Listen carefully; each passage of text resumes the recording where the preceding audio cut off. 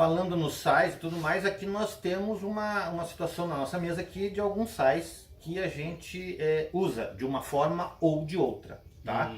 E como nós temos aqui o sal grosso, o sal de parrilha, nós temos o sal grosso que a gente compra no mercado, o sal fino, duas caixinhas de flor de sal, tá? Que é a flor de sal defumada, né? E a natural. E a natural, tá?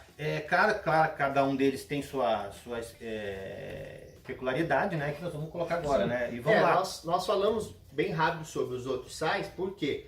Porque aqui, galera, nosso Esse canal Eu Sou Churrasqueiro. Então nós vamos incrementar mais ou falar mais sobre os sais que são utilizados no dia a dia do nosso churrasco.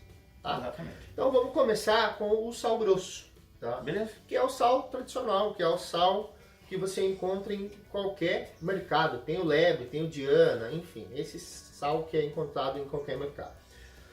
O que é a diferença dele para os outros? Tá? É a granulometria. Isso mesmo. Tá? Então a granulometria é a porção que é quebrada em sais. Tá? Então ele é uma granulometria maior do que o sal de parrilha e obviamente maior do que o sal fino. Tá? As pedras, elas não são uniformes, então eu posso ter uma pedra maior, eu posso ter uma pedra menor, tá? E o nosso verdadeiro sal tradicional, esse é o sal que a gente sempre usou, né? É o que eu utilizo desde molequinho, né? Salvo algumas exceções agora, porque eu mudei, mas assim, quando eu aprendi a fazer churrasco com meu pai, com meu avô, era sal grosso e pronto, acabou, tá?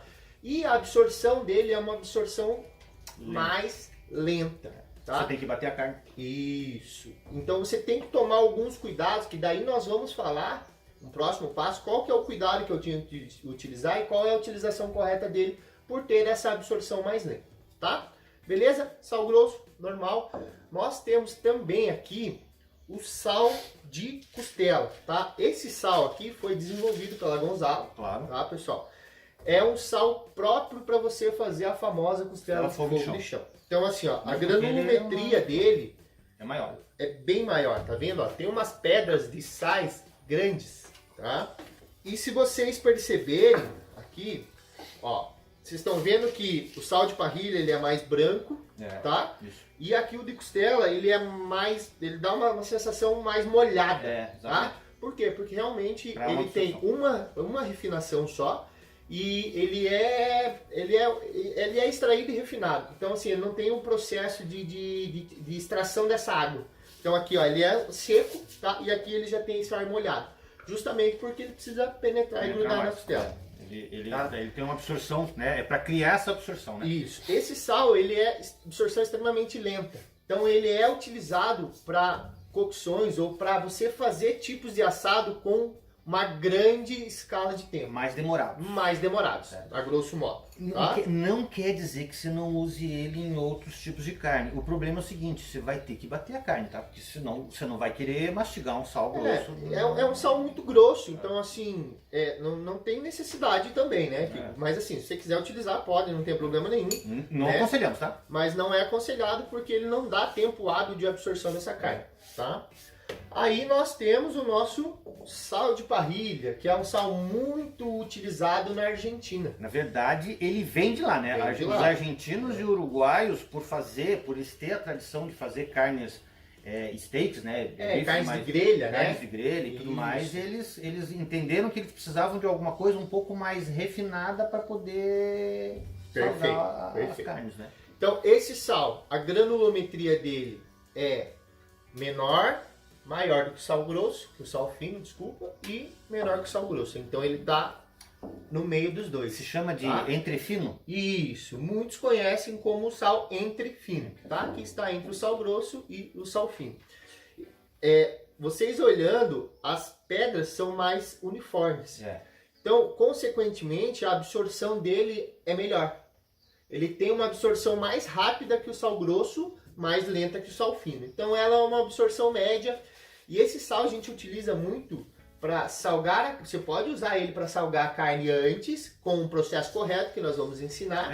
Mas geralmente, e eu particularmente gosto de salgar depois. Que a gente vai entrar nesse processo depois, tá? Então, salzinho de parrilha, né? Aqui, como a gente já falou, a gente utiliza o sal original da Gonzalo Alimentos, tá? A absorção dele e granulometria são médias, tá? Cristais uniformes, com isso ele tem uma capacidade uniforme também de absorção. Eu utilizo esse sal hoje para quase tudo. Eu meio que abandonei o sal grosso. Eu não utilizo mais sal grosso. Até eu falei que eu aprendi com meus pais, com meu avô, né, a utilizar o sal grosso quando eu comecei a fazer churrasco com os meus 10, 12 anos. Eu na costela, na coisa, quando eu quero fazer salgar um pouco antes, eu ponho ele pouca coisa em cima da costela, aço, mas eu naturalmente salgo depois, porque daí você tem o controle da salga. Sim. E é só para não ficar aquela carne insonsa até no fazer, sabe? Eu uso essa tática, isso. Mas o sal grosso eu não uso mais. Eu também não tenho mais esse costume de utilização, tá? E flor de sal. Flor de sal. É um salzinho diferentezinho, né? Ele é.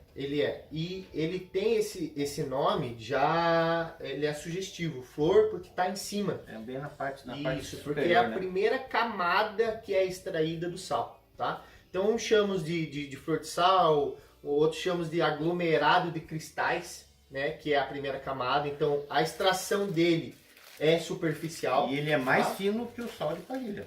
Isso. Ele é um pouco mais fino, Até né? porque eles são cristais, né? Então ele é um sal cristalizado, ele é um sal mais mole. Então ele absorve mais. É uma diferença, isso, né? Você percebe, se você mastigar um sal de parrilha, mastigar ele, você percebe que ele é um sal mais mole. Mais macio. Consequentemente, ele tem uma absorção mais rápida, tá? Mas é saboroso, hein? Nossa, demais. Muito saboroso. Demais mesmo. Eu gosto de utilizar ele, mas temos que ter alguns cuidados por causa dessa absorção mais rápida. Se você salgar muito, vai acabar ficando muito salgado o seu churrasco, tá? Sempre. Esse aqui, normalmente, eu aconselho a usar só salgar depois, porque como você não tem a experiência do tempo ou da quantidade de sal, salgar depois você não erra. Perfeito. Você utiliza essa salga depois. E aqui nós temos duas variabilidades que a Gonzalo Alimentos tem, tá? Que é a flor de sal, ela defumada, e a flor de sal, ela in natura, tá? Show de bola. Muito bom. Eu fiz uma picanha esses dias com flor de sal defumada e, cara, ficou sinistro. Eu vou repetir isso na sequência, tá? A grande sacada disso aqui é assim, ó, não tem nem melhor nem pior, mas experimente.